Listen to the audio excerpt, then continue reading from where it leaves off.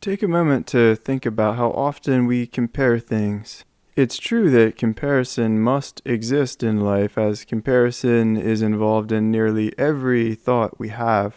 But comparing our quality of life to others is a reliable way to reduce our overall satisfaction in every possible context. To this day, I've never watched an episode of MTV Cribs, never watched any shows about the lifestyles of the rich and famous, never watched a tour of Bill Gates' mansion. There are even some car reviews I won't watch. I'm sincere when I say I genuinely love my Toyota. It sits up high off the ground, it rides nice. Why do I need to lust after car features that I didn't even know existed?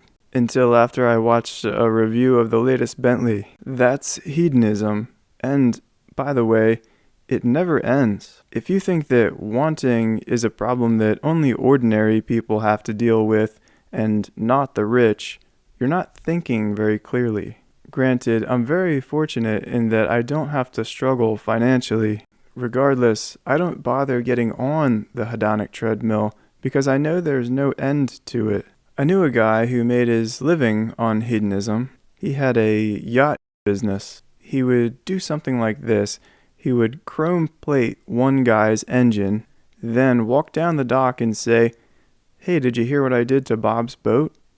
The person he was speaking to would then ask, "Can you do that to my boat? But can you gold plate my engine? And can you make the deck see-through so that people can see the engine bay?" He would later tell Bob what he did to Jimmy's boat, and Bob would insist on buying a bigger boat. Then later Jimmy would get on his boat every day, the one with the gold-plated engine and the see-through deck, and be completely unhappy. He would think, if my boat were just a little bit bigger, we could fit a bar area in over here, and it wouldn't get tossed around so much by the waves. Then me and my friends could really start to have fun. Just recognize that wanting more is not a symptom of the poor and middle class. It's a human sickness. Be smart enough to recognize the call of the hedonic treadmill.